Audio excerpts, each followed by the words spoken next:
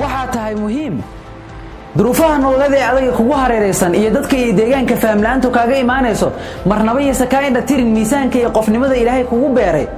dadka aragtay ee guulaha waaweyn u dabaaldegaya ma jiro qof ay noloshu ku soo dhaweysay xaalad istiraxa waxay soo wajaheen nolol iyo duruufo ka adag kuwa maanta ku haysta laakiin sirta guushooda waxay ahayd isqirista muhiimadooda rabitaan dhab ah qorsheyn baahsan iyo go'aan adag oo ay ku maran tahay joogteen waa macquul in aadan haysan dhaqaale aad ku maalgeliso hawlahaaga laakiin xusuusnow in malaayiin ka mid maalqabeennada dunidu ay u hamuun qabaan afkaartaada caqligaaga iyo aqoontaada si afkaarta iyo maalka oo iskaashada u soo saaraan natiijadin ka dhaxaysa waa suurtagal inaad da'yartahay sidaas daraaddeed aad ka welwelsan tahay khibradyarida ka haysata nolosha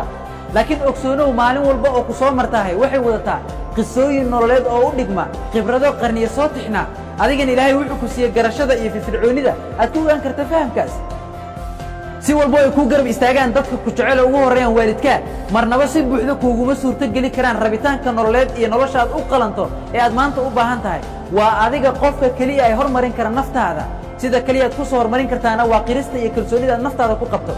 marnaba ha barbar dhigi naftaada cid kale adigoo raadinaya muhiimadda iyo miisaanka qofnimadaada sababtoo xirfadaha iyo xaaladaha nololeed qofba meel ayuu kugu fiican yahay dadka oo idin marka aad aragto meelo badan oo ku liidato waxaad raadiysaa waxa jira meelo kale oo ka badan oo aad kaga fiican tahay dadka oo idin weli ma aragtay haada ka qaniye kulul shinnida ku dhawaad waa maya dadka oo idin way necib yihiin shinnida qaniyadeeda awgeed laakiin waxay ku meertaa macaanka malabkeeda sidaas daraaddeed waxay ka mid tahay noolaha looga tashto wax soo saarka ugu badan adigu ma shinnidaad ka liidataa ka soo bax xabsiga aad isgelisay waxaa tahay muhiim